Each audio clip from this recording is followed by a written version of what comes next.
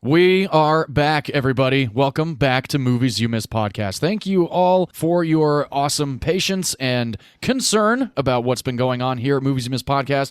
Technological errors, things happen. It is not the end of the world, but we are back and ready to bring you two fantastic creature features today. Very excited about these two movies because they're both badass. And V, I'm curious, how you doing? It's been a while, John. I'm doing pretty well. I'm very happy to be back, and thank you so much for your graciousness and your patience as well during this unplanned hiatus that we had. Since we have such wonderful audience members who are so loyal and just reached out and sent us some really wonderful messages while we were off air. We definitely want to be transparent and just say that we are so sorry for this break, and by we, I mean me, because it was my fault. My computer houses all of our recordings, and I actually took a job in remote Alaska over this last month. And on the flight up there, my brand new water bottle leaked all over my backpack and completely fried my computer. And so we lost a bunch of our episodes. And because I was in remote Alaska, we couldn't record anything. And I didn't have a computer. And we were going to try before you actually left, but we figured why not bust through the first 3 episodes for the month of October. So rest assured, you will get those episodes. They're just going to be a little bit later than planned. Yes, we are working on recovering them. We are currently calling them the Lost episodes at the moment. Hopefully that is not a title that's going to stick with them forever. Please bear with us. We are really excited about those episodes. We absolutely hope to get them to you in the future, especially because one is a very special episode that we can't wait to tell you all about. So in the coming weeks, we'll certainly update you all. And in the meantime, we are back on schedule. And like you said, a creature feature episode since we are still in October. Yes, we are. We've got 2 more weeks of this fantastic month of horror movies. And I know V's excited because V's a horror fan now. So, and of all months to lose our episodes and to go on hiatus, I was like, really? It was just a perfect storm of calamity, folks, and we apologize. It is all good. Again, shit happens, not the end of the world. I had some fun bringing some people some recommendations of mine, which I'm not done doing. I think my last one about a week ago with Megan, which is one of my favorite horror comedies. And I believe I did House of Thousand Corpses and Cursed, but I will be coming at you guys with a couple more awesome recommendations of mine outside. They're little mini podcasts, but more vlogs than podcast episodes. So keep an eye out for those. They are coming, and maybe V, you'll do 1 or 2 yourself. Well, you know how much I hate being on camera, though. That's very true. I'll take the reins, no problem at all. Thank you. Because I also hate being on camera, but I have a good time with it because I kind of black out, forget that I do it, and then I watch it later. I'm like, my God, what a hideous beast. But it's all good because it's October, so everybody likes hideous beasts during October. Perfect time to start doing those then. Absolutely.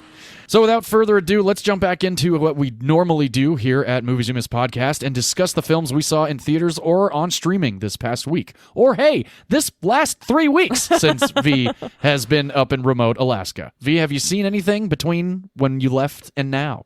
Well, I've only seen a couple movies in the last few weeks because I was in the middle of nowhere and not only didn't have much service, but more importantly, didn't have my computer to stream anything.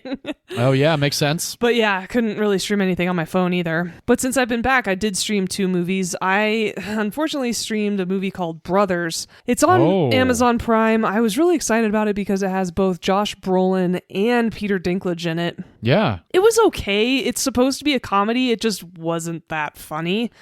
Okay. It's supposed to be a raunchy comedy, and it was just kind of stupid. I didn't hate it, so it's not like I would say miss this at all costs, but it wasn't that great, so it's certainly worth skipping.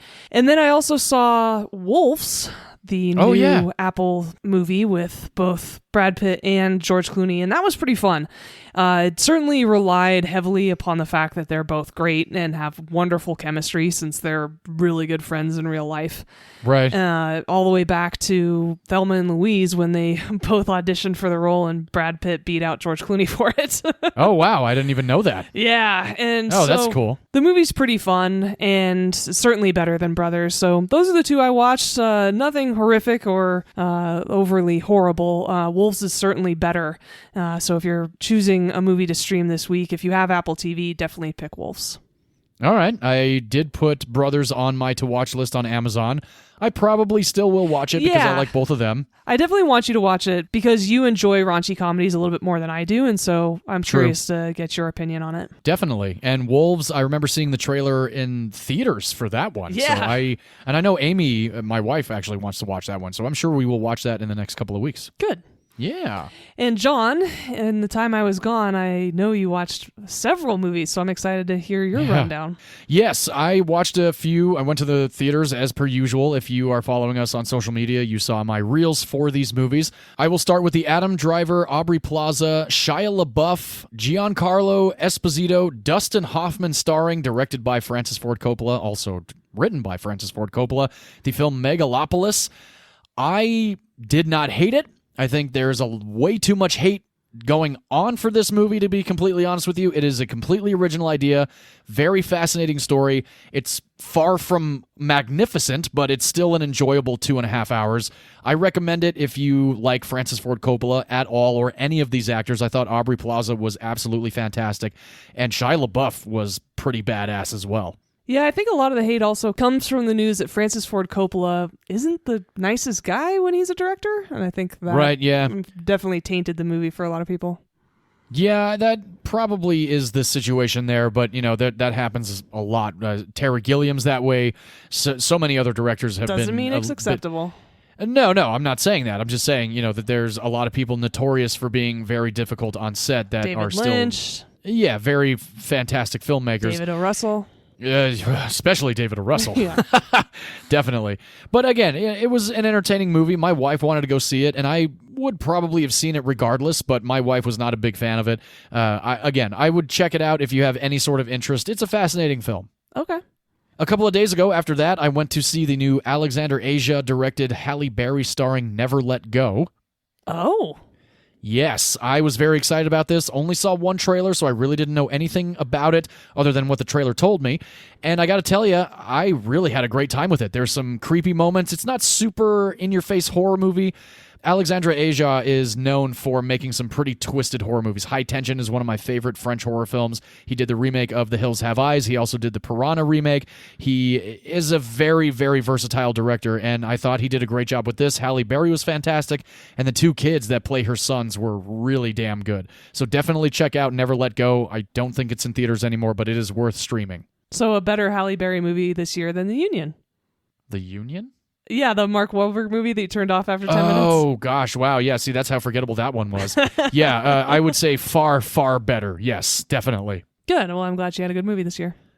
Absolutely, yes. After that, about 3 days later, I went and saw Todd Phillips' sequel to The Joker, Joker Folie à Deux, with Joaquin Phoenix and Lady Gaga. I gave that movie like a 45% in my opinion. Oh. There was a lot of good. There was even more bad. Yeah. It's so weird. Like, I understand the need for a sequel, and there's nothing wrong with any of the musical moments. No, well, listen, I understand why there was a sequel, but I still don't understand why there was a sequel. It's like one of those things in my head, like when I walked out of the theater, I was like, why did we need that? But what was the point? There really wasn't any need for it. Like, they could have left it as a wonderful standalone, because I loved the first one so much. I watched the first one right before I went and saw the sequel. Gaga was great. I love her. Major fan. Joaquin Phoenix was good, but not as good as he was the first time around. It's definitely worth streaming. It's just not that great, though. Yeah, I have no interest in that movie, even though I love Lady Gaga. Yeah, there you go. Well, maybe one day you'll watch it. If not, you're really not missing anything. Okay. And then just last night, I went and saw the new Cate Blanchett, Charles Dance movie, Rumors, which I had only seen while scrolling through Facebook and Instagram. I usually have my sound off, so I don't actually really hear anything about what these movies are about. And I'm going to be completely honest. I give this movie like a C-. Like, they had some funny moments, but overall, it kind of reminded me of some weird, I don't even know what the hell it was. Like, it was very strange. The characters were really strange. Cate Blanchett was great. Charles Dance was great. The cast was really good. The movie itself, though, just fell very flat for me. And the way that it ended was when it ended, I was like, "What the fuck was that?" Like, and not in the way that I said after Kinds of Kindness, the Yorgos Lanthimos movie. I literally was like, "What the fuck was that? Like, why is this movie around?" There were 3 credited directors. That's a problem, right there. You don't need Recipe 3 fucking directors. Disasters. Yeah, you don't need that. So, Rumors is definitely worth streaming if you're a Charles Dance fan or a Cate Blanchett fan. C- for me. Not that great. I hadn't even heard of that film. Right, yeah, exactly. I had only heard of it because I was streaming late night, and it came up as like one of those suggestion pages to me, and it was like, Rumors, hilarious, da-da-da-da. And again, had some funny moments, but overall, it really was not that great. Cate Blanchett was great, though. Of course, she always is. Yeah. Sweet. Well, that is what we watched on streaming or in theaters over the last few weeks while Vee was in Alaska. And at the end of this episode, we are going to announce the winners of our 3rd reviewer request episode. So if you are hoping that you are one of those winners, stick around, because you might be. And, might as well remind all of you why you're here. This is Movies You Miss Podcast. We are John and Vee, 2 industry veterans that are here to discuss movies that we feel flew under the radar, movies that need to be revisited. And our favorite thing here, including during the month of October, is we do not spoil any of the movies we discuss. I certainly hope we're not rusty about that part coming back into the podcast. I was kind of thinking, especially with these 2 movies, it's like, how are we not going to spoil these ones? But I think I figured out a way to not spoil mine. Well, especially because both of these endings are so crucial that it's really important we don't spoil it today. Definitely. Well, I think it's time to jump into your pick this week. You were in Alaska. I don't know if it was as cold as this movie is, because I think it was set somewhere else completely. But your movie is awesome. Can't wait to discuss it. Vee, why don't you take it away? Take us to Antarctica. What are we discussing this week? We are discussing the 1982 classic starring Kurt Russell, directed by John Carpenter, a movie that I was lucky enough to watch in theaters during a re-release last year. Yeah. This is The Thing. Yeah. Which, ironically, was filmed in Alaska. Oh, there you go. There are a couple filming locations in Alaska, as well as one in British Columbia that I can't wait to discuss. Sweet. It just happened to have really great timing in terms of where I was and where this movie was filmed. So for those of you who haven't seen it, I definitely invite you to. It is a creature feature classic, and I can't wait to dive into it. I didn't see this movie when I was a kid. Actually, thank God I didn't. Oh, yeah. I feel like it would traumatize me for sure. Forever, yeah. Even especially with dogs, I think. I was just going to say the dog stuff would really freak me out. It freaks me out now. Yeah, even on a revisit. So thankfully I didn't watch this movie until I was in my late teens. I might have even been out of the house by then before I watched this movie, but I've seen it repeatedly since that time. It's fantastic. It's well acted, and I love all of the practical makeup effects and special effects in this movie, which I will get into in a little bit as well. Yeah. So to dive in, The Thing from 1982, this movie starts off in a wonderful, ominous way. I love the score to this film. It's brooding, it's intense. It reminds me a bit of Alien. Yeah, a little bit. And then this title card comes up that is iconic. And then the movie opens to the, well, I was going to say Great White North, but technically Great White South is what it's supposed to be. And there is a dog running along this snow-barren land, and it's being chased by a helicopter. And then this person in a helicopter is trying to shoot the dog, and the dog keeps running. This guy is an absolutely terrible shot. Oh, yeah. The dog keeps running. And finally gets to this outpost, and it shows United States Antarctic Research Outpost number 32. So the exposition sets up this movie quite well, and this dog runs into this American camp. The helicopter continues to follow after this dog, going so far as to using like grenades, trying to kill this dog. And you're just in the beginning like, what the hell is going on with this movie? And the helicopter lands, 2 men get out with rifles and start trying to kill this dog in front of all these American scientists who have now come out because they've heard not only the helicopter but also the gunshots.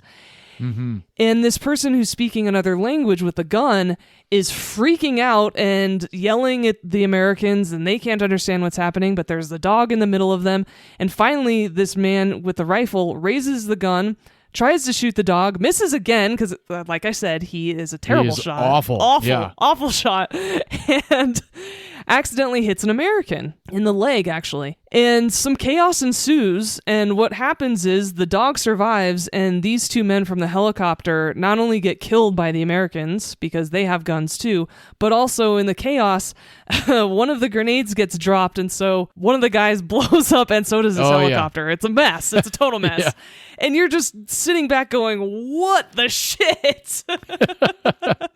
And that's what the American scientists are doing too. And once things calm down, they realize that these are Norwegians from a Norwegian science outpost, similar to the Americans. They know exactly where they're from, and they're like, what in the hell was going on with these guys? Well, we got to figure out what this situation is, why these two guys were going crazy, basically. And so we have MacReady, who's a helicopter pilot, played by Kurt Russell in some of the best movie hair ever. Oh, yeah. His hair is always fantastic. His hair and his beard in this movie are absolutely luscious. And and he jumps in the Americans' helicopter with one of the doctors on staff, and they go out to the Norwegian camp. What they find is a bloodbath. Oh, yeah. All of the men are dead. Some of the bodies, it looks like, have been burned. One of the men has killed himself. Something very terrible has happened at this camp. And another thing they find at this Norwegian research station is this contorted, grotesque, maybe body of a man. They're not really sure, and neither are we. Everything is just really confusing, really scary for everyone involved, not only the audience, but also the two Americans, including MacReady, who are there. And they really need to figure out what the hell is going on. And at one point, they go into a part of the research station and see this very large block of ice with the core emptied out. And they're like, well, what the hell was in there? As they continue to look around, they actually go to where the Norwegians were digging and researching in this part of Antarctica. And they find a massive spaceship. Oh, yeah. In the ice. And they see where this ice block had been cut out right nearby the spaceship. And so they take not only this disfigured body, but also some ice samples back to the Americans' research station. Of course, the rest of the guys at the camp don't believe any word that MacReady's saying. And he's like, no, I swear I saw an alien ship. But thankfully, he has actually brought back some videotapes that the Norwegians have made and shows everybody, no, they found this. This is probably why they went insane. And they're just starting to piece things together. And that includes one of the doctors, played by Wilford Brimley, doing an autopsy on this disfigured corpse. Oh, yeah. Which is really gross. Yeah. And they're also letting this dog, who's from the Norwegian camp, hang out with them. That night, they put the dog away with all of the other Malamute/husky dogs. They're sled dogs in the back in the shed where they all bed down for the night. And they put this dog in there with them because that's where the dogs are all supposed to be. And then we're treated to some crazy makeup effects. Oh, yeah. Because this dog actually, kind of like in Alien 3, comes apart and an alien pops out of it. Yeah. And this is where we are starting to understand, and so are the Americans, starting to piece together that the Norwegians found this spaceship. They found an alien who had been ejected from this spaceship and thawed him out. And somehow he has taken over not only their camp and killed everyone, but now it's in the Americans' camp because this dog has brought it with him. Mm-hmm. And I love the conversation with Wilford Brimley and some of the other guys when they're talking about how these Norwegians found them, how the spaceship even ended up in Antarctica, and they're talking about how the shifts in climate and everything else has been really bringing up a lot of stuff from under the ice. And they estimate that this spaceship and this ice core sample is 100,000 years old. Yeah, pretty wild. So cool. But this is a hostile alien, similar to Independence Day. Yeah. What proceeds in this movie is once this dog is in camp, this alien wants to take over, and they call it the Thing, and that's a perfect name for it, actually. Oh, yeah. And the way it takes over is actually copying how people look.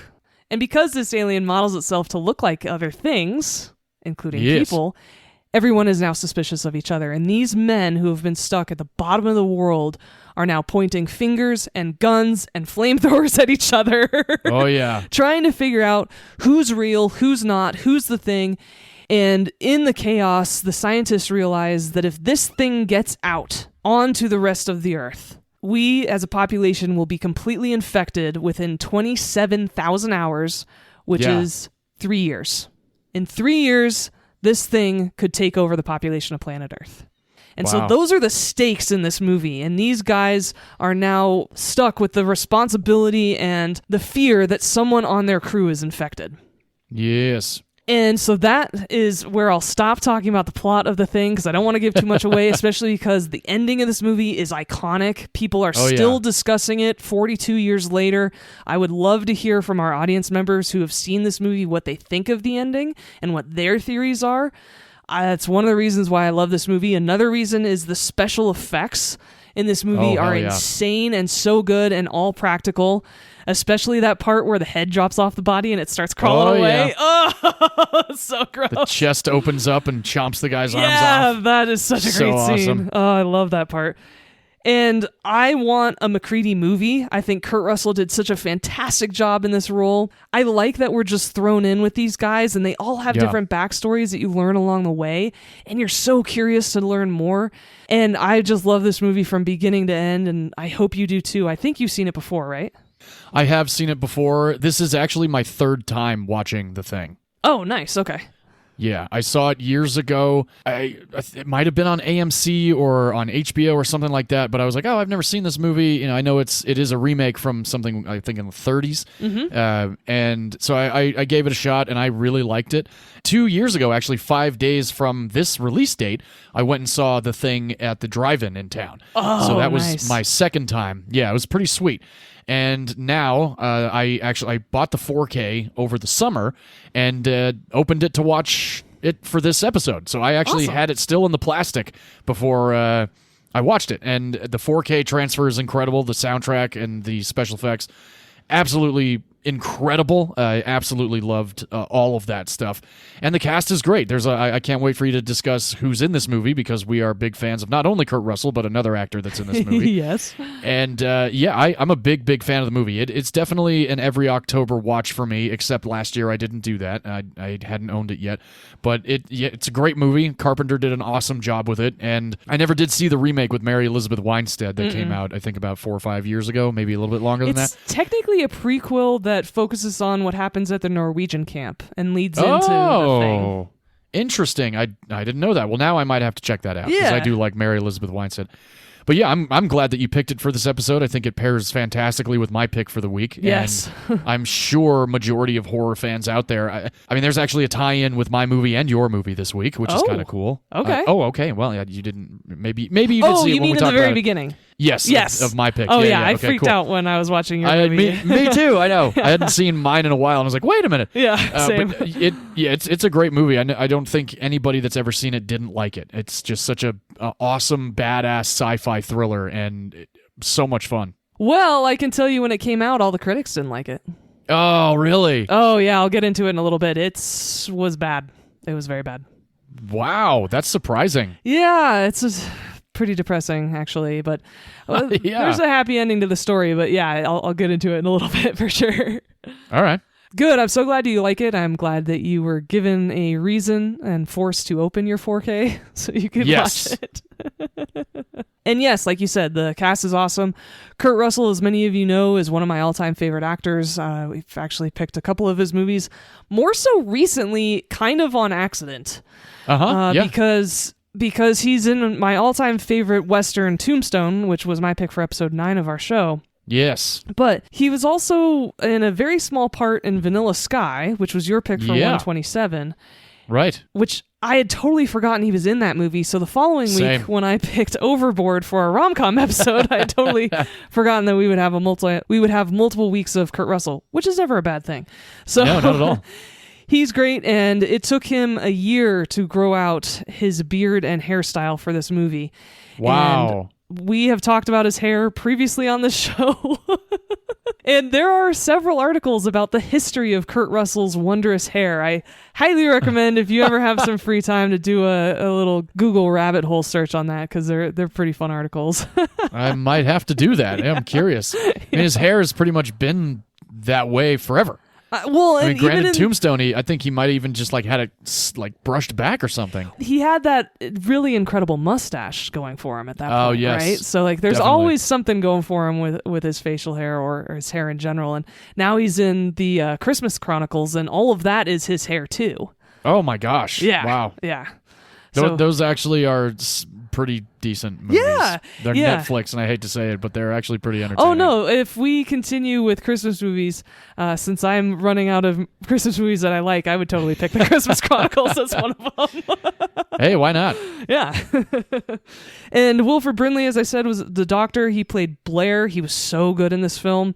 And he carried a lot of the anxiety that a lot of the crew hadn't caught up to yet, because since being a doctor, he figured a couple things out before they did. And he freaked out the way I would have freaked out. So hell yeah. He was realistic in his portrayal of how he handles the news of, oh, if anything gets out, the whole entire world will be infected. Fuck. I feel like everybody pretty much reacted how anybody would react in this movie. Like there's definitely nothing felt forced in any of the. And I wonder, like, did Carpenter, obviously they had to read the script, right? But did he not tell some of the actors like what they were about to see, and like didn't show them any of the practical effects until like day of shooting, you know, kind of like an Alien, like the whole chest explosion thing. Yeah. Like they didn't know that was actually going to happen. Well, you maybe you have that info. I do, actually. So a lot of it was made on day, or at least shown on day. Awesome. Rob Bottin, who was the makeup artist on this movie, he was the head makeup artist on this movie. He was only 22 at the time, which is insane. This film is considered a benchmark in special effects makeup. And he actually not only was diagnosed with exhaustion, but also pneumonia and a bleeding ulcer because of this film, because he was working so hard. Wow. Yeah. And then beyond that, the cast actually made up a ton of backstories for their characters. Oh, and sweet. So Childs, who's played by Keith David, who we're going to talk about in a second, and Clark, because they were the two biggest guys on the team, they actually talked behind the scenes and decided that they should be really antagonistic towards each other because they were the two biggest guys. And so they shouldn't be on like the same quote unquote team when they're all arguing, right? And so there was a lot of that behind the scenes that helped create this environment and also this dynamic with this cast and with this group of men that I think really helps the story along, because in reality, it's a bunch of guys talking in Antarctica for a lot of the film. Oh, yeah. And it totally works. Definitely. And while discussing the character of MacReady, John Carpenter and Kurt Russell have said that MacReady was a former Vietnam War helicopter pilot. That's why he was a pilot for this research station.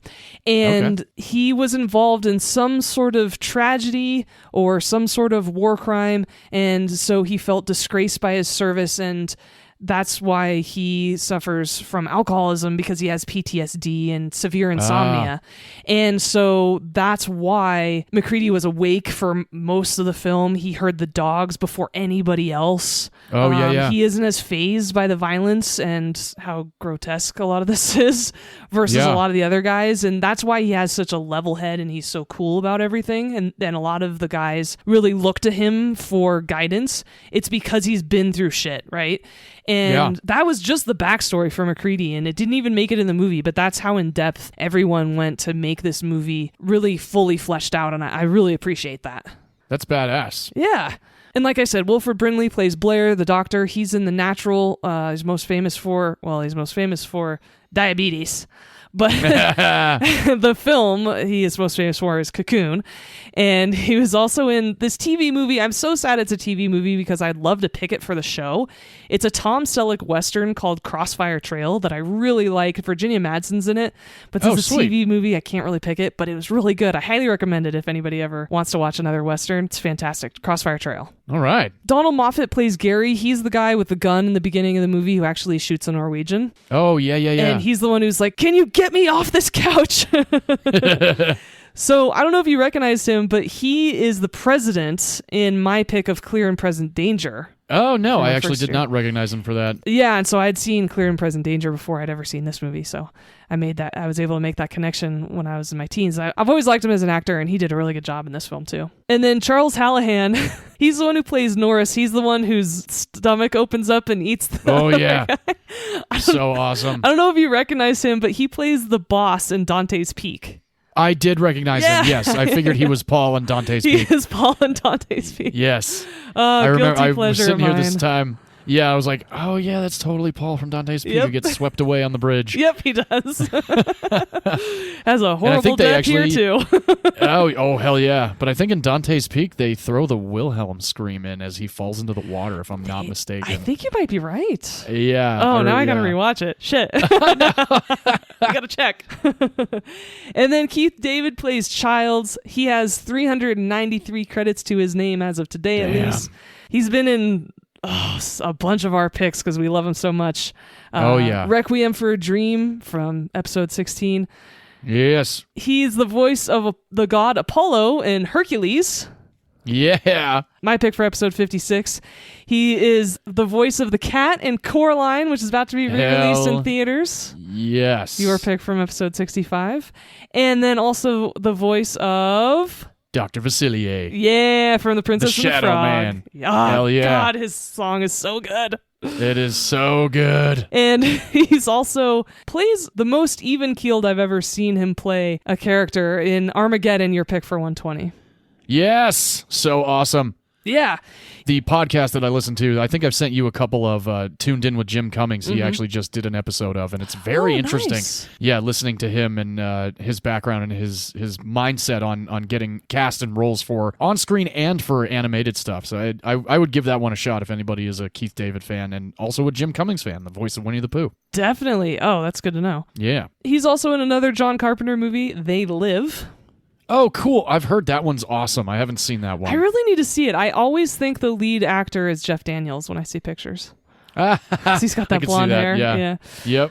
Oh, shit. He was also in The Replacements. He plays the union lawyer in the very beginning. He has one scene. Yeah. That's it. That's right. He was in The Replacements, your pick from a couple weeks ago. Yeah. God, we love Keith David here. I've mentioned this before, I know, but I will again. I've worked with Keith David, and he is awesome. He's a really cool dude. Maybe one day we can get him on the show. Yeah, maybe. As I said, Rob Bottin did all of the makeup special effects for this movie. He went on to do Legend, which is a Tom Cruise movie that I love. It's got Tim Curry in it. Just watched it for the first time. Amy really wanted to check it out, and we watched it. It was pretty cool. Oh, good. I'm so glad you like it because it's on the list. Well, apparently there's also a director's cut version that people say is the superior version, and it's only like a UK release or something like that. Ooh, that would be a good pick for a future director's cut episode, actually. I agree, yeah. Okay. Still a the movie, though. I had a good time with it. Yeah, good. Amy oh, God, I'm so glad. I'm so glad to hear you say that. Yeah. Rob Bottin also did the makeup and special effects for The Witches of Eastwick, RoboCop, Total Recall. Yeah. So remember More what practical effects. The fake head that he takes off? Oh, hell yeah. All that stuff? Yeah, that was him. 2 weeks. Yeah, 2 weeks. That's right. 7. Oh, hell yeah. Good makeup effects in that movie. Definitely. The first Mission Impossible. Nice. Fear and Loathing in Las Vegas. Awesome. Fight Club. Oh, sweet. And an episode of Game of Thrones. Oh, very cool. Season 4, episode 2, titled The Lion and the Rose. It's Joffrey's wedding. So you can guess which makeup and special effects he did for that episode. Yes, indeed. We won't spoil that either. Don't worry, folks. So that is Rob Bottin, a master of makeup and special effects. Nicely done, sir. Hell yeah. And this was the first John Carpenter movie that he didn't score himself. I noticed that. Ennio Morricone scored it instead. He had 536 credits to his name. He also scored The Untouchables, one of my picks that John absolutely hated. Sure did. He truly hated that movie, and I did. I was just thinking about it the other day too. I was like, man, The Untouchables fucking sucks. It just popped in my head, and I just had to remind myself that movie sucks. He also scored a Robert De Niro movie that's so good called The Mission, and the score to that movie makes me cry. Oh, nice. He did Once Upon a Time in America and Once Upon a Time in the West. Sweet. He also did the iconic The Good, the Bad, and the Ugly score.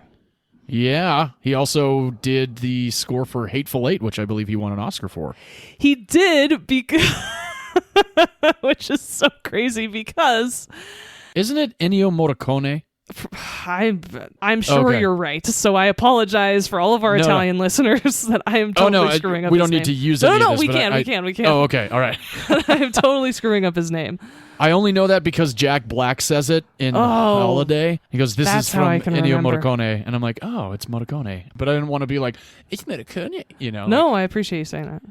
Alrighty. So, yes, I apologize. And he did, in fact, win the Oscar for The Hateful Eight. And Ennio tried to make a very low-key Carpenter-like score, which he did a great job at. It was very brooding. It was menacing. There was lots of bass. And it was nominated for a Razzie Award for the worst score What? in 1983. Yeah. Wow. Then That's crazy. unused music that he had composed for The Thing was later used in The Hateful Eight in 2015 by Ennio, which won him an Oscar. Wow. That is cool. So tastes change, and hindsight's 2020 when it comes to grading movies and things like that. That is wild. It is, yeah. And John Carpenter, this is actually the first John Carpenter movie we've ever picked. Oh, yeah, that's true. Yeah, because we've never done a Halloween movie. He also directed The Fog, which is kind of ironic for this week. Yeah, a little bit. He directed Escape from New York and Escape from L.A., both starring Kurt Russell. Christine, Nice. Starman, Oh. Big Trouble in Little China. Wow, he and Kurt Russell have been Oh, yeah, they're buds. buddies for a long time. As I said, They Live, a movie called Vampires, and Ghosts of Mars. Oh, yeah, Ghosts of Mars with Ice Cube. Yeah, terrible movie. Never saw that one. Awful. Is it bad? Oh, yeah, it's awful. Yeah, it was before Ice Cube could act, which is saying something because he can't act still, but it was when he was worse. That's funny. But this movie actually had a budget of $15 million, Wow. which was huge for the time. Sure. For comparison, Friday the 13th, which was only 2 years earlier, cost $700,000. The original Halloween was only $375,000. Right. And Alien, which came out in 1979, only had an $11 million budget compared to this. Damn. Yeah. It only made $20 million in the box office. It was horrible. an absolute bomb. Damn. That sucks. Yeah, especially because John Carpenter was so excited to make this film, he was sold on it when he read the blood test scene. Oh, nice. And he wanted... That's a good one. Yeah. And he really wanted to create a monster movie where the creature wasn't obviously played by a man in a suit. Nice. Good job. Yeah, I think he did a great job.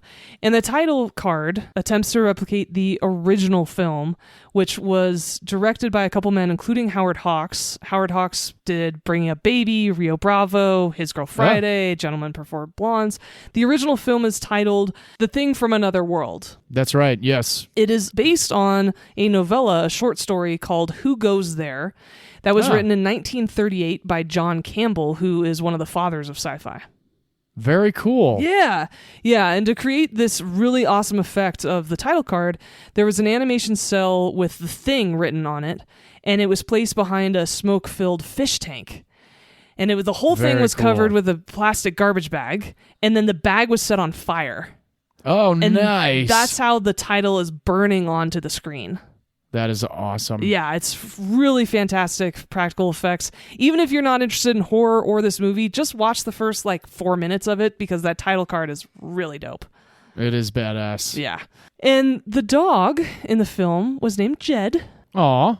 He's a half wolf, half Malamute. He was an excellent animal actor, according to John Carpenter.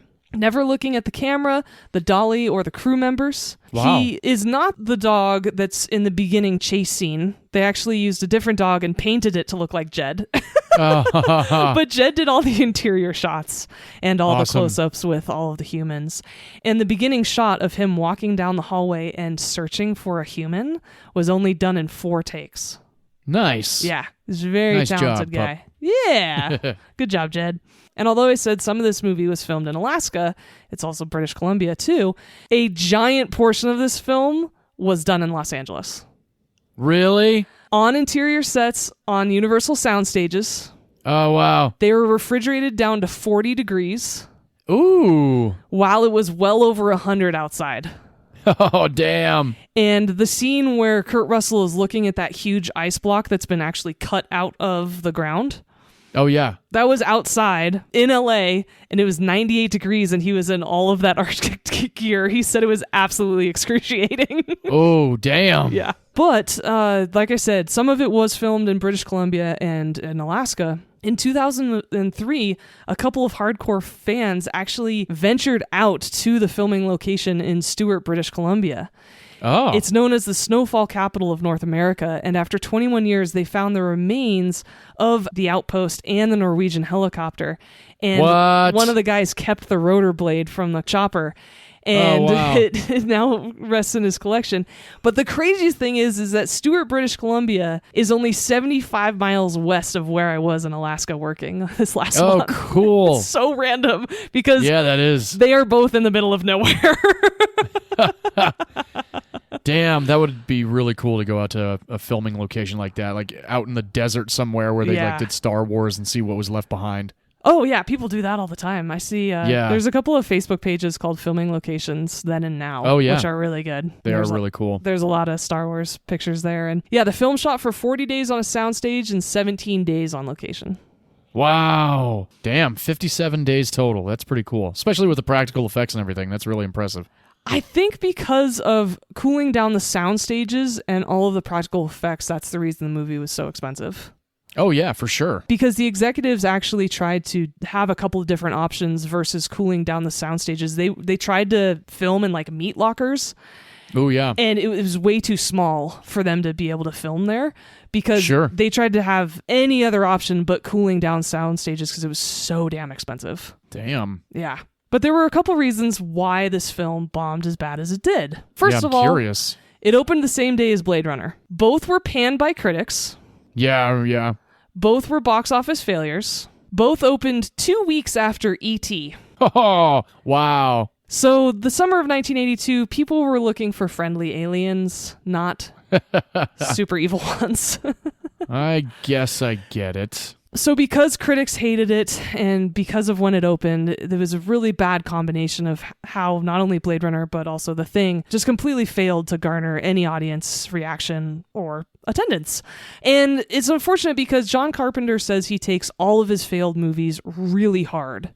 Oh, sure. And the native reception to The Thing disappointed him the most. Because some of the critics called it too phony looking to be disgusting. It qualifies only as instant junk.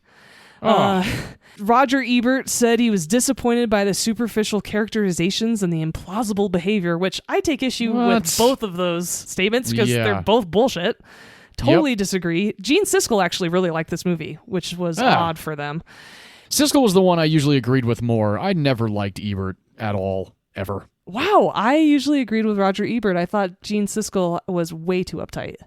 Interesting. See, I thought Ebert was way too uptight. No, I'll bet you anything, though, Ebert probably would have liked Hamlet, too. No, nobody likes Hamlet, too.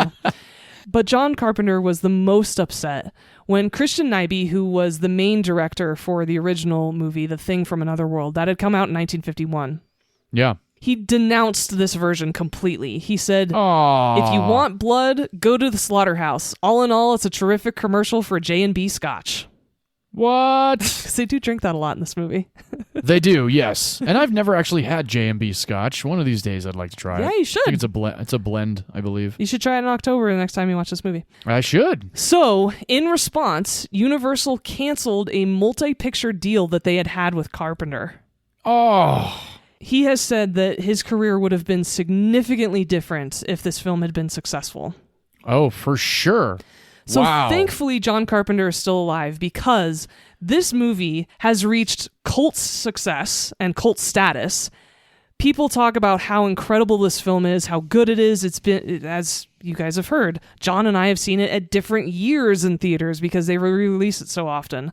Yeah, this is a very popular movie. It's noted as being fantastic, and I'm so glad he's still alive to get that positive response that he deserves, because it reminds me of Jim Henson and how he wasn't alive for the Labyrinth resurgence and how sad that is.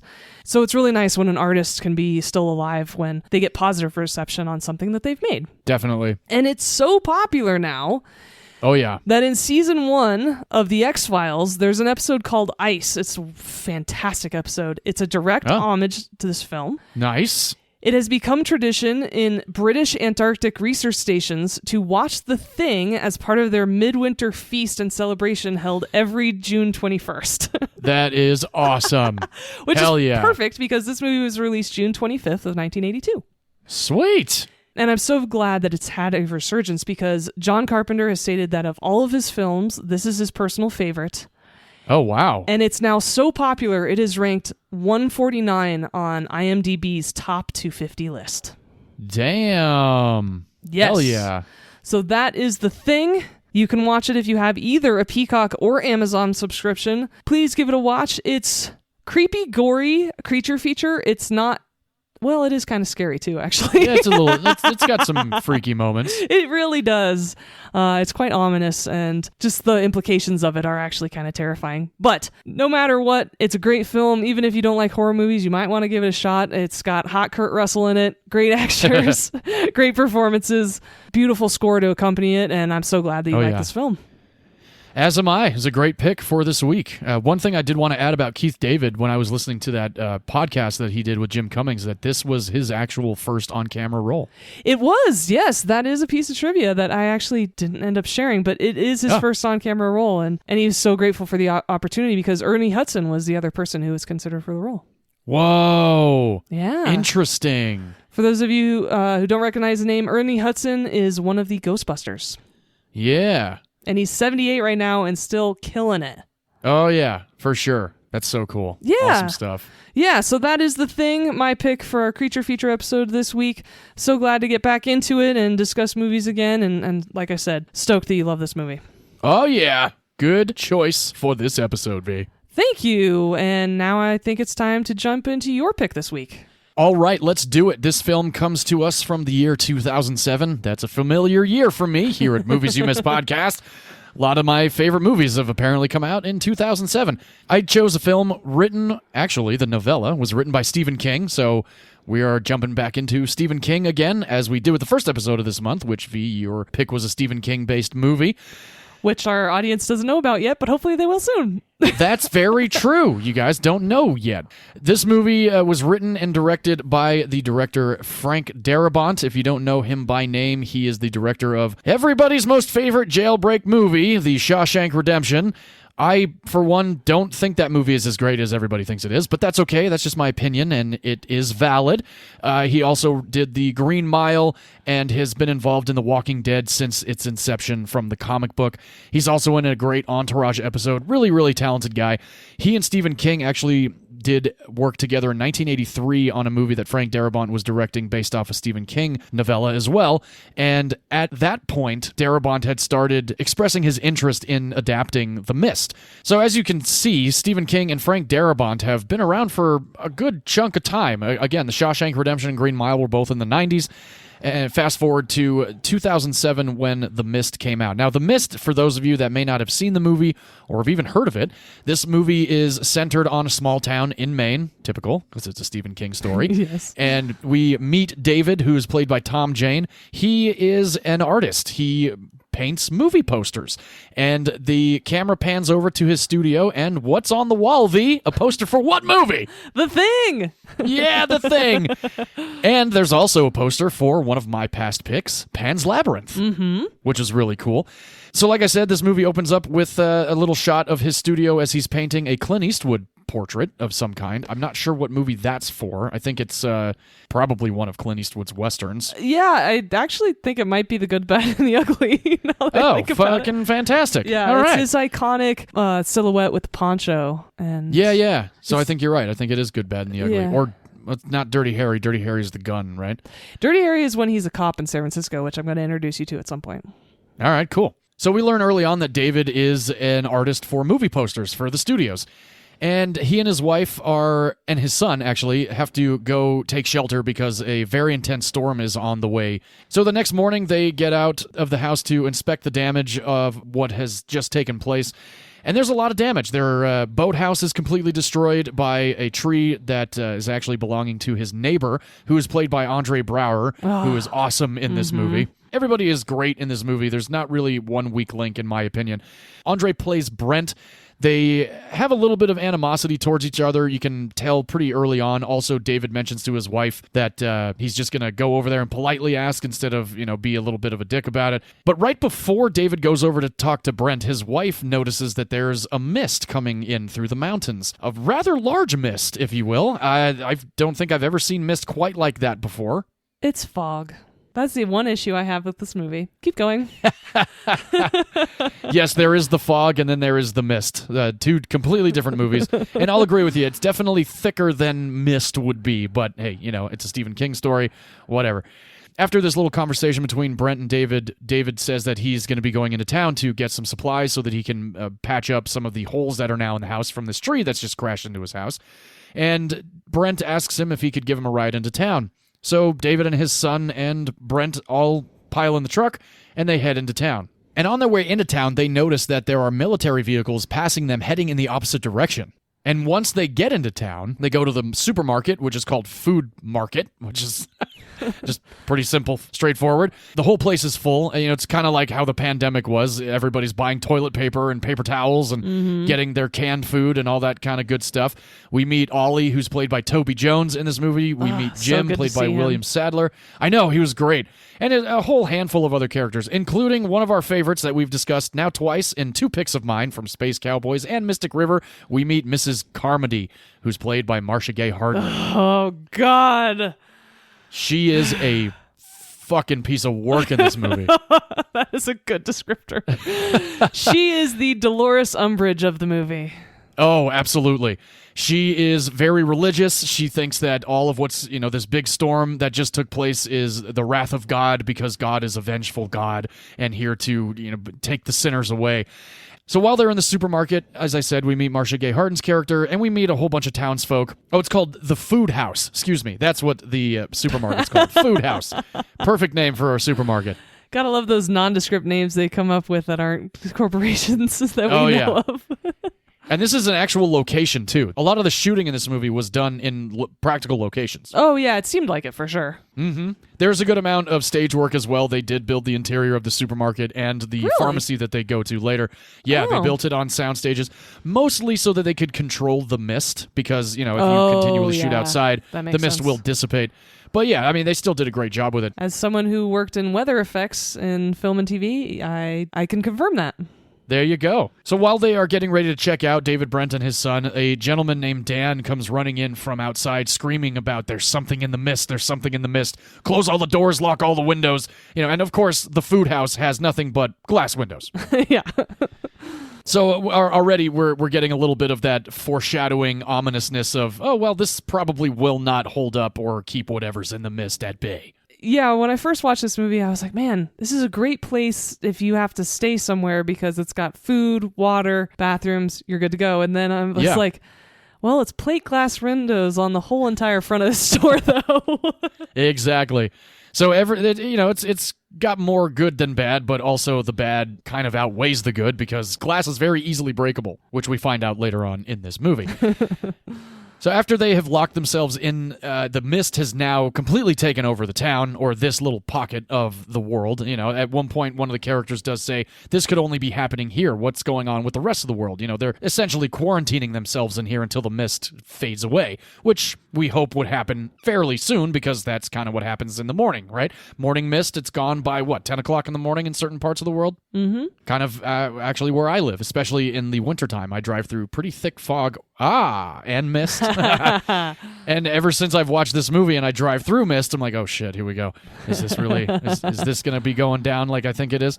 After they lock up quarantine, a massive rumbling and shaking and very violent earthquake takes place, and the generator starts to kind of sputter out, and they feel like they need to go and take care of this. They go back there, and this is kind of when things start to kind of go to hell. And this is when we are actually introduced to what is actually in the mist.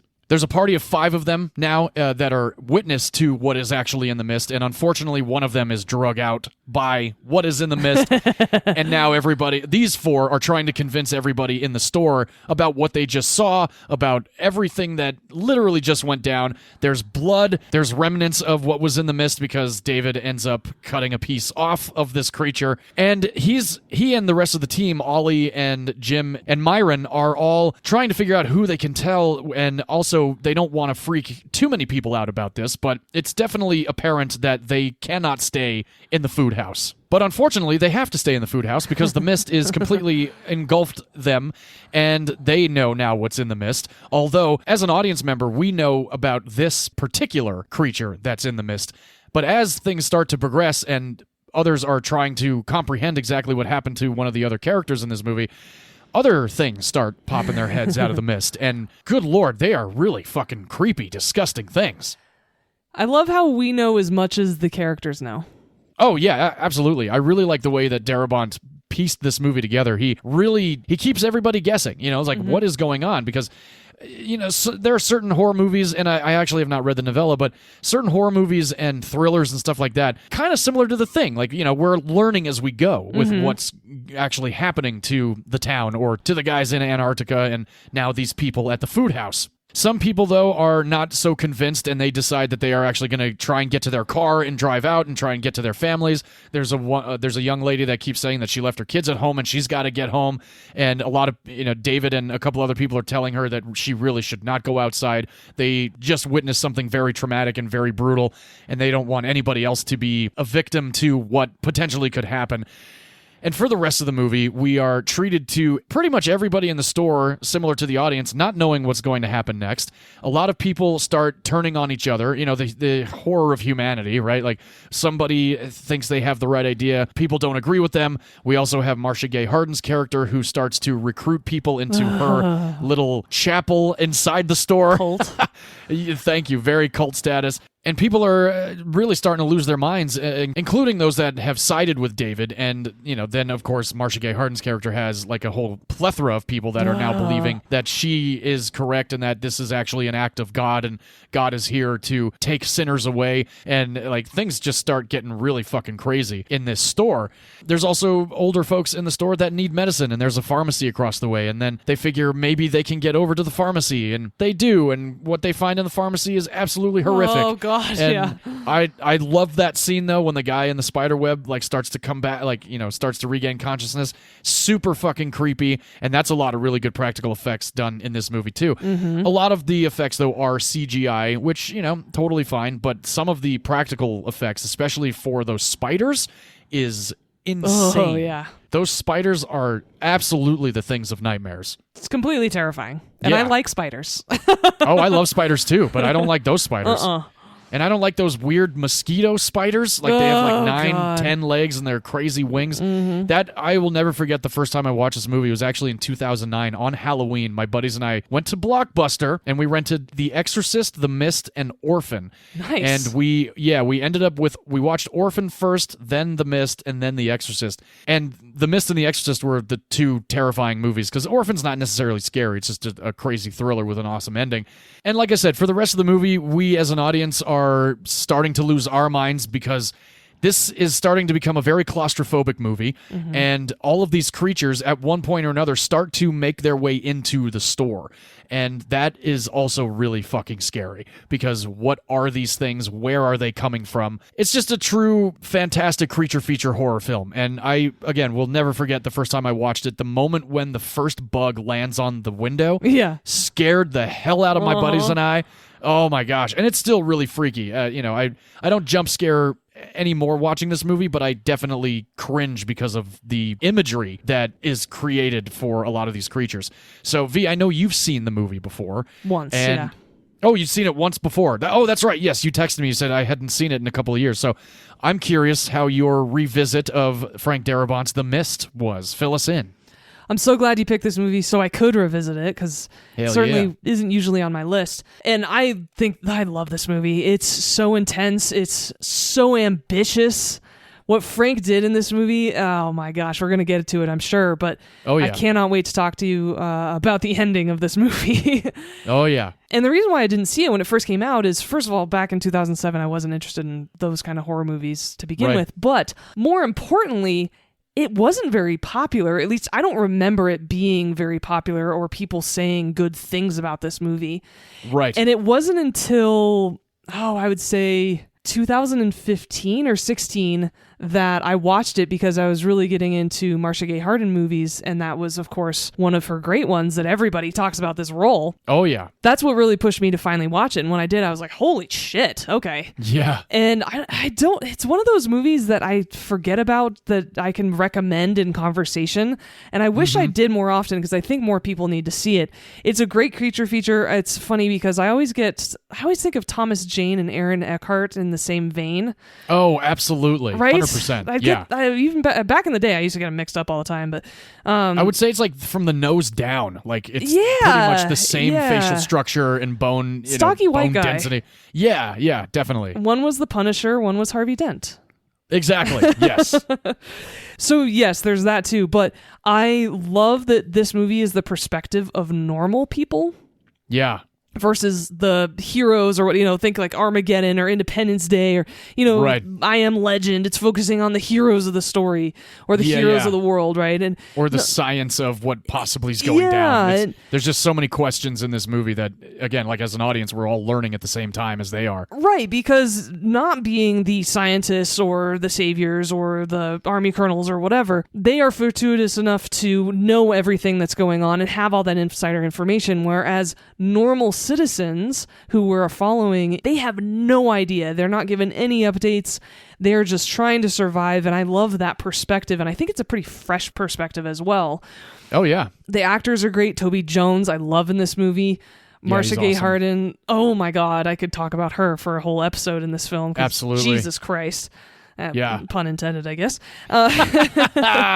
One of my favorite scenes in the movie is when they're all talking and Thomas Jane and Toby Jones and Laurie Holden, who is a main character in this movie as well, she actually had a small role in The X-Files. She played this government informant for Agent Mulder named Marita Covarrubias. Great name. Yeah. And so that's where I recognized her from, but I loved her character and her portrayal in this movie. Anyway, so the three of them are talking in the back of the store, and there's a conversation about whether or not we as humans are a civilized society, and I love that conversation so much. And yeah, that's a good one. I wholeheartedly agree with what they're saying of like, no, we're not at all, actually. Definitely, yeah. Want another reason to get the hell out of here? I'll give you the best one. Her. Mrs. Carmody. She's our very own Jim Jones. I'd like to leave before people start drinking the Kool-Aid. He's right. Like your people get, the better she's gonna look. No, I don't buy that. It's obvious she's nuts. Look, a few people maybe, but... No, I count 4. She's preaching to them right now. By noon, she'll have 4 more. By tomorrow night, when those things come back, she'll have a congregation, and then we can start worrying about who she's gonna sacrifice to make it all better. You, Amanda? My little boy. He's right. You don't have much faith in humanity, do you? None whatsoever. I can't accept that. People are basically good, decent. My God, David, we're a civilized society. Sure, as long as the machines are working and you can dial 911, but you take those things away, you throw people in the dark, you scare the shit out of them. No more rules. You'll see how primitive they get. You scare people badly enough, you can get them to do anything. They'll turn to whoever promises a solution. Or whatever. Ollie, please, back me up here. I wish I could. As a species, we're fundamentally insane. Put more than 2 of us in a room, we pick sides and start dreaming up reasons to kill one another. Why do you think we invented politics and religion? So yes, the mob mentality piece of it, as we've talked about before, scares the ever-loving shit out of me. That is one of my biggest fears. So Marcia Gay Harden whipping these people into a frenzy and on her side is just so creepy to watch. And definitely. Yeah, it was a great revisit. I'm so glad we did it, and it was a great pick for this week. And oh man, I really hope more people watch it because of this. I hope so too. And like you said, when Marcia Gay Harden's character is recruiting these people, one of them especially, William Sadler, he like becomes Oh God! oh yeah. man, he's The guy who plays nuts. Jim. Yeah, he plays Jim. He's been around. I mean, gosh, he's been around for a long time. He is in the Shawshank Redemption. He's in Bill and Ted's Bogus Journey. He plays the Grim Reaper, which is hilarious. He's in Die Hard 2. He's also in a future pick of mine, as is the guy that plays Dan, Jeffrey DeMunn. They're both in a movie that I'm going to introduce you to called Rocket Man, which I know you're very much looking forward to. Very much against that pick, but at one point I'm sure you'll force it on me. I will indeed. But yeah, The Mist is great. I hadn't seen it until that night on Halloween, and it was a perfect movie to follow up with Orphan, and then we ended up with watching The Exorcist at the end. And I never owned it, but I ended up buying the Blu-ray, I would say about 3 or 4 years ago, and I just very recently got the 4K transfer of The Mist, and man, the 4K transfer is amazing. Oh, I bet. So, yeah, definitely a great movie, great Halloween movie. And, as much as I love watching horror movies throughout the month of October, like this is a movie you could watch really any time of the year. It's not necessarily only for October. Not only because of, I guess the creatures are more... It seems like a good fall movie in general. Yeah, definitely.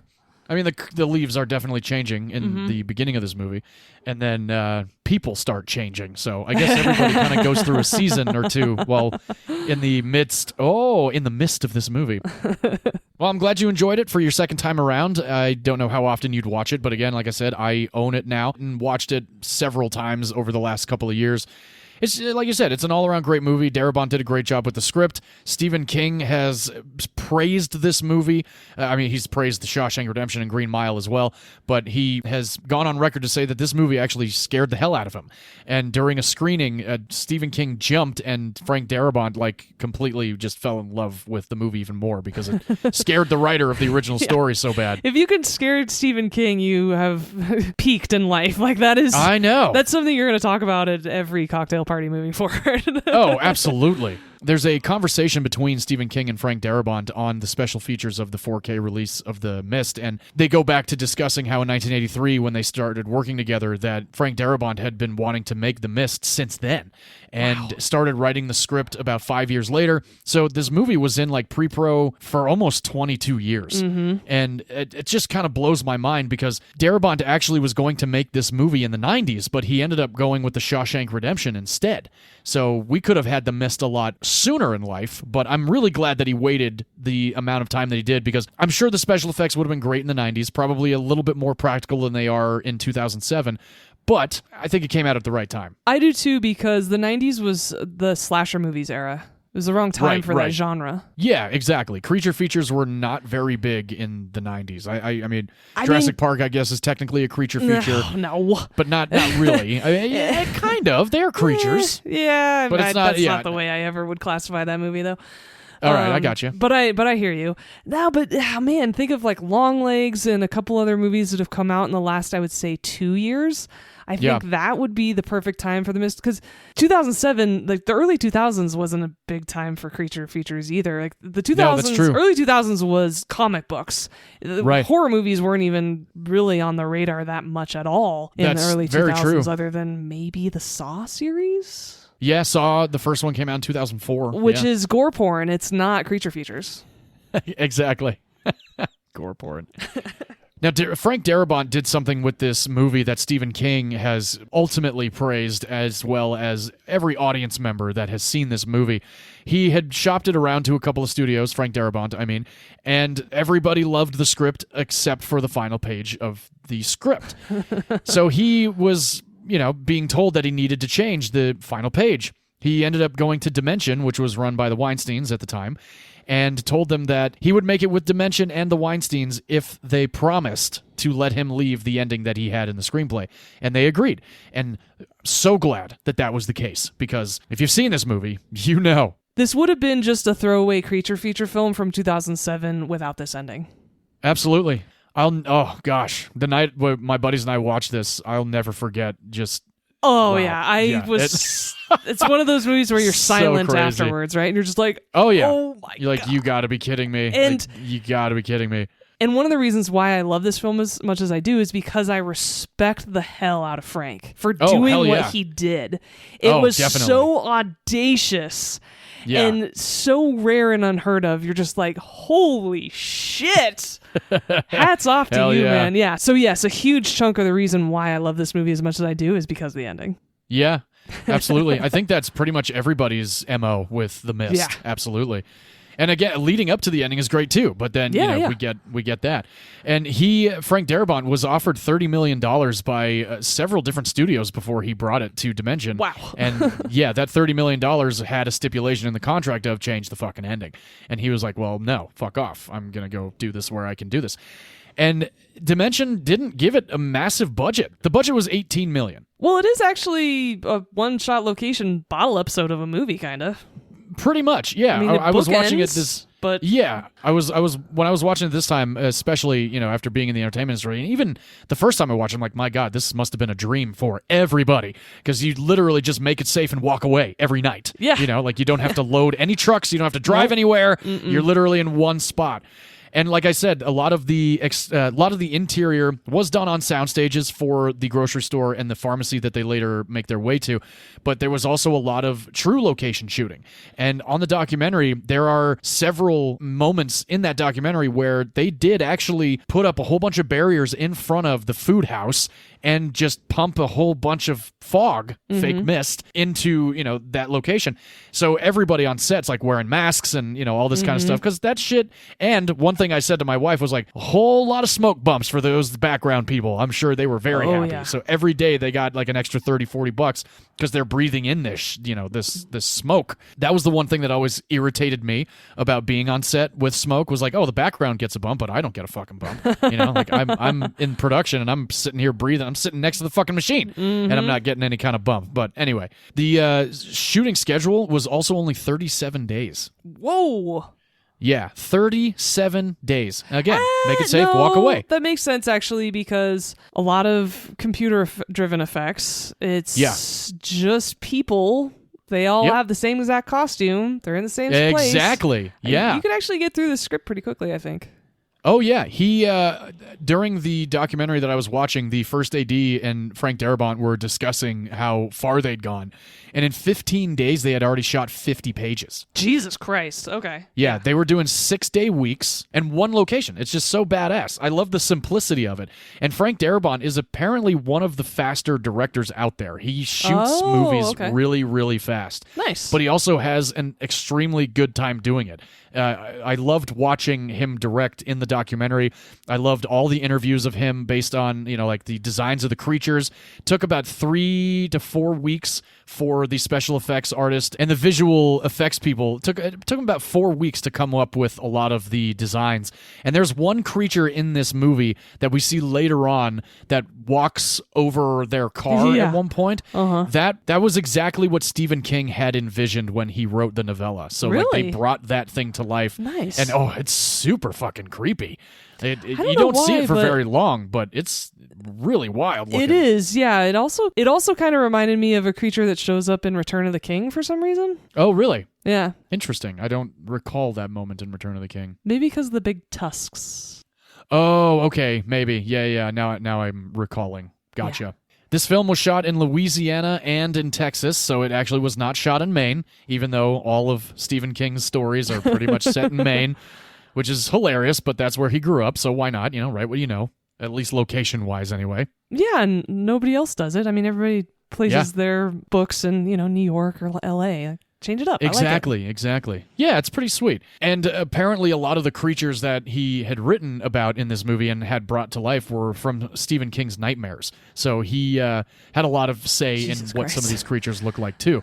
So I don't know if I ever want to take a walk in Stephen King's brain. I mean, I've read several of his books, and he's got some shit going on. He and Guillermo del Toro have similar imaginations, it seems like. Ah, yes. And speaking of Guillermo del Toro, Frank Darabont and Guillermo del Toro are actually really good buddies, so when they were trying to figure out the visual effects and the practical effects and who to use, Frank Darabont called Guillermo del Toro because of Pan's Labyrinth having just come out and the practicality of the Faun and the Pale Man. So Guillermo del Toro gave Frank Darabont the phone number to a studio called Cafe Studios, who did all of the practical effects for Pan's Labyrinth. Nice. And and those are the guys that ended up coming up with and building a lot of the pre-visualizations for some of these creatures in this movie. I thought that was pretty awesome. Yeah. I mean, we are big Guillermo del Toro fans here, so to have him be mentioned for this movie was pretty badass. There's also an audio version of this story, not just an audio book, but similar to like, how Orson Welles did War of the Worlds and stuff like that. And William Sadler played Jim in that too. That's so cool. I actually just listened to the audiobook of The Hobbit, and it's voiced by Andy Serkis, who's the voice of Gollum. Oh, very cool. And he actually does the audiobook for the entire series of The Hobbit and The Lord of the Rings. And oh my gosh, him reading them is amazing. Highly recommend. That's pretty sweet. Yeah, he does a whole bunch of different voices. It's so cool. And then when that Gollum really pops awesome. up, you're like, oh my God, it's actually Gollum. Yeah, of course. That's so cool. Yeah. Now, this part during the documentary kind of blew me away because the DP and the two camera operators, that's right, two camera operators, were taken from The Shield, the TV show with Michael Chiklis. Yeah. Frank Darabont wanted to get into directing television to start learning a way to actually shoot things faster. You know how like every episode is maybe 8 to 10 days, right? For an hour-long episodic, which we had 7 to 8 days on NCIS LA, so it makes sense. Yeah. Frank Darabont directed a couple episodes of The Shield, took the DP and these two camera operators with him during the 8-week hiatus between seasons of The Shield, and they ended up shooting this movie together. And the reason why they shot so fast, not only because of Darabont being a fast shooter already, but now even faster because he started working in television, they had two cameras rolling all the time. Oh. And similar to TV, they did the wides and the close-ups at the same time. Yes. So when they went into editing, they had everything they needed. And that just, I was like, holy fuck. Like that's incredible. Because every time I would work on a movie, we always had two cameras and they would always be two close-ups, two establishings, two of this. It would never be, why don't we do the close-up and the wide shot at the same time? That way, if the performance is good on both cameras, then you can cut between the same performance in just two different setups, you know? I am a huge fan of that because one of my biggest pet peeves when it comes to any TV show or movie is continuity in an emotionally charged scene. And I can always tell when, two people are about to kiss or someone's crying over another character who's dying. And the cut between the wide shot and the close-up, their arms or their faces are in a different spot, or the tears are in a different spot now. And you could say, like, oh man, this actor had to get emotional and they're crying in two different ways. It just takes me out of the scene completely. Yeah, because absolutely. of that continuity error. And and I was just watching this actually on an episode of Farscape, and I was thinking that this just a couple days ago. And I just love that style of shooting where you have the wide and the close. It makes it more, I know we use this a lot, but it makes it more authentic because it translates those emotions better because you're doing less takes. Exactly. Yes. And actors would come up to the camera operators and even Darabont and be like, are we going to do my close-up of this? Like, oh, buddy, we got it. Two cameras are rolling. One wide, one close-up. Yeah. And I'm sure you noticed the camera moves around a lot in this movie. So there are moments where the camera finds certain cast members during, like, while they're off camera, and then the camera finds them. That is just the way those camera operators work. It's coming from TV. It just blew me away because, I do love series, not as much as movies, but it just was a refreshing take to see that these guys that are literally used to 8-day shooting schedules can come into a multi-million-dollar movie with a phenomenal director and cast and just knock it out of the park. So again, 15 days, they had already shot 50 pages because of the minimal amounts of setups that they were doing. It's just fucking incredible. That's badass.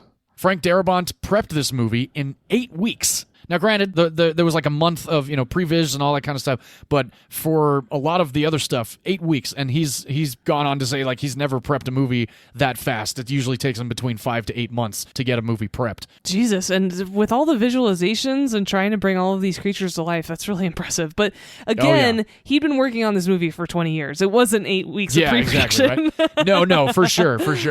Absolutely, yeah, if you think about it in the grand scheme of things. Thomas Jane was the first person to get the script. Frank Darabont really wanted him for David, and I'm really Really? glad that worked out. Yeah. Yeah, you know, it's interesting. I've seen this movie so many times now. I'm like, who else could have played Dave? I mean, I feel like there are other actors out there that could have, but I really liked Tom Jane in this movie. I really like him because he's an everyday man. Yeah. You know, you throw Mark Wahlberg in there and you're like, it's Mark Wahlberg. He's going to try to like pull out a gun or do some martial arts to try to get out of this or whatever, right? And like he's always needs to be the hero. Whereas, yeah, I really like that everyday man quality of Thomas Jane that really fit into this role. Yeah. Stephen King was offered a small cameo in the movie but had to turn it down because of scheduling conflicts. I actually appreciate that because it would have taken me out of the movie. And this movie is intense enough where, you know, like Pet Sematary, it's a little bit campy now, and you're like, oh, it's just a classic horror movie. So, like, oh yeah, there's Stephen King. Yeah. This is one of his movies that isn't camp. You know, there's a lot of TV movies of his, like the Langoliers and stuff like that, or the Tommyknockers, where you're like, okay, whatever. You know, it's like, you know, this B-movie horror, which I'm a huge fan of. Don't get me wrong, but there's a time and a place for cameo, right? And absolutely. And so I actually think it benefits from him not being in it, even though I love Stephen King. I completely agree. Oh yeah. No, for sure. It makes complete sense. Now, like I said, this movie had a budget of $18 million. This film was released on November 21st of 2007. Gross domestic box office was $25.5 million. Mm-hmm. And the gross worldwide was 57.4. So it did well worldwide, but I feel like it could have done better. But similar to The Thing, it really did not have a very big positive reaction when it first came out. A lot of critics didn't like it. Audiences didn't like it for a certain reason. But, you know, it started to pick up a lot of popularity a few years afterward, and it's now one of people's favorite Stephen King adaptations because, like we said, we've been talking about it. It's a great fucking movie. Yes, it certainly is one of his best horror adaptations, and poor Stephen King, they've really been shitting the bed lately with adaptations. I mean, I'm thinking like The Dark Tower, that was one of the worst movies ever made. That was pretty bad, yeah. They haven't, in the 2000s, they haven't done a lot of his stories, unfortunately. No, it's true.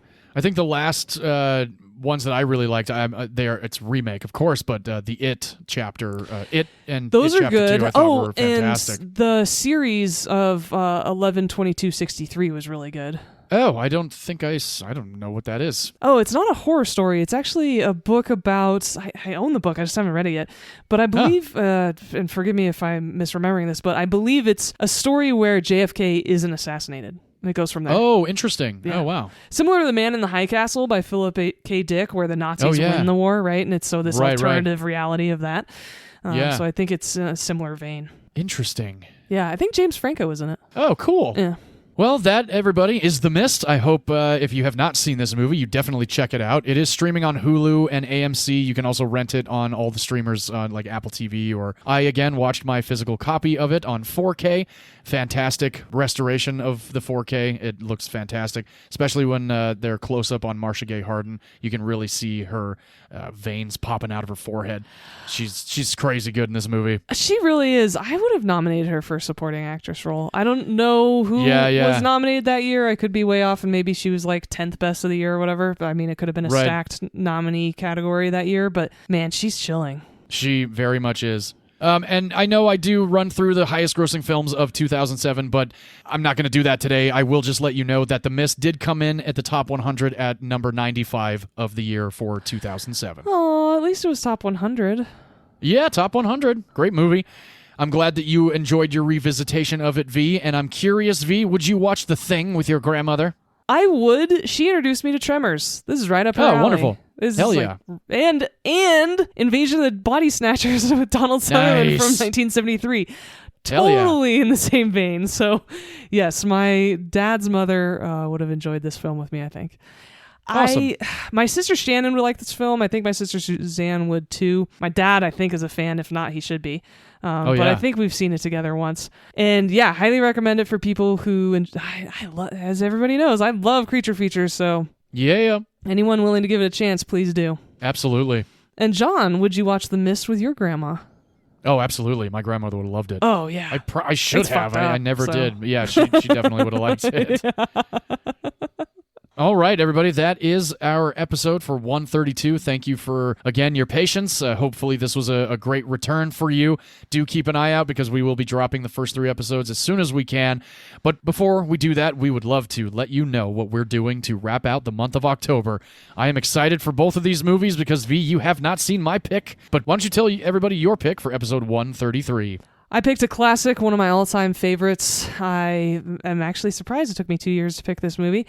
A movie that, telling my any friends that this is upcoming on the podcast, they've gotten very excited, so I appreciate the immediate positive response to this, because I picked the 1991 Oscar-winning horror film starring Jodie Foster and Anthony Hopkins. Oh, yeah. And, of course, Ted Levine. Yes. This is The Silence of the Lambs. Ooh. And if you want to follow along, well, please follow along. Please give this movie a watch. Oh, yeah. You can stream it on Amazon Prime right now. Awesome. I will watch my Blu-ray copy. I can't wait to tell you how I acquired that Blu-ray copy. Oh, sweet. Okay. Well, we'll also have to talk about a conversation you and I had almost 15 years ago now about this film. Oh, yeah. So that'll come up in the podcast, I'm sure, too. Oh, it absolutely will. And John, what movie did you pick to wrap up the month of October? I picked a really twisted-ass, badass movie. My wife introduced me to this movie. My wife loves this movie, so I can't wait to revisit it and watch it with her because I've only seen it one time, but I really, really liked it. It is a film from 2006 directed by Tom Tykwer, starring Ben Whishaw, Dustin Hoffman, Alan Rickman, and a whole handful of other actors. This is Perfume, the Story of a Murderer. And if you care to follow along, it is streaming on Paramount+. I will watch my bought on Apple TV copy until I get my Blu-ray or 4K copy of this movie, because this is a must-own, and my wife thinks so too, so I definitely have to own this movie soon. Wow, I have never even heard of that film, though I am a fan of all those actors, including Ben Whishaw. I completely agree. I will watch him in anything. He's in one of my favorite films, Cloud Atlas, which is awesome because Cloud Atlas actually reunited him and Tom Tykwer. Tykwer was one of the directors of Cloud Atlas. Oh, okay. I really fell in love with him when he was Q in the Daniel Craig Bond movies. Ah! I don't even remember that, but I also don't like those movies, so I didn't really watch them past the first one. I did see Spectre, though, and I didn't like that one either. Yeah, but anyway, that one sucked. Oh, good. I'm glad I'm not the other one. But anyway, that is what we will be doing next week. Can't wait. It's going to be a good one. Going to be a brutal one. Murder, murder, murder. Horror, horror, horror. Halloween, Halloween, Halloween. And you all know I love this month, and now V does as well. So again, thank you guys for joining us. Please do rate, review, subscribe, follow us on Instagram, Twitter, Facebook, TikTok. I'm having a lot of fun with these little vlogs discussing some of my favorite horror movies, and like I said, you'll have a couple more coming your way before the month is out. And I'm one of those people that likes to watch horror movies pretty much up until Thanksgiving, so they'll probably be coming a little bit after Halloween as well, because why not? It's still spooky season. The leaves are still changing, still getting cool outside. And before V jumps into their Except If You Think for this episode, we would like to announce the winners of our third reviewer-requested episode. V, who wins on your side? Our first winner is a loyal listener who is always engaged with us on Twitter. We have wonderful conversations with him, and we are so happy to have him be one of our winners for this third reviewer-requested episode. Gavin Mann, you are one of our winners for our third reviewer-request episode. All right, Gavin, you and I disagree on a lot of movies. I'm excited to see what you'll pick. Especially because he's going to be picking my movie that I do, so I think it'll line up really well, because he and I usually agree. I know. That's why I'm excited. So, Gavin, we will be reaching out to you on Twitter as well, so you can send us a list of up to 5 movies that we can choose from. Hell yeah. And, John, who's your winner? My winner is a gentleman that has been interacting with us since the inception of our podcast. This guy has commented, messaged, and liked just about every post that I have posted on social media, and I am grateful for it because we have had some great conversations, and I'm very curious to see what 5 films he will choose. Vince Granados, please forgive me if I'm pronouncing your last name incorrectly, but you are my pick for our third reviewer-requested episode. Give us some good ones, baby. Yes, and thank you to everyone who have been loyal listeners. These two won because of their social media interaction with us over the last 2.5 years. Please continue to rate, review, subscribe, and interact with us, and you will be entered to win a future reviewer-requested episode. Oh, yeah. I really enjoy these reviewer-requested episodes because a lot of the times the movies that are sent our way are movies that I would not even have thought of. Yeah, same. So I'm curious what Vince has in store for us. And Gavin. And Gavin! So thank you guys for coming back for this episode. We will see you again next week. And at Movies You Miss Podcast, we love to shut down with film as a form of art. And in art, all opinions are valid, except if you think. The box office returns are any indication of the quality of a movie. Ah, is that a jab at Terrifier 3? I sure hope so. No, it's because both of our movies bombed in the box office, and they're both great. Ah, wonderful. Yes, very good point. Very good point. I completely agree with that wholeheartedly. Great. Well, I'm so happy to be back with you, John, and thank you all again for joining us and returning. And we promise to see you next week because I'm starting to back up our raw recordings moving forward. Yes, we will see you next week. Cheers, everybody. Bye-bye.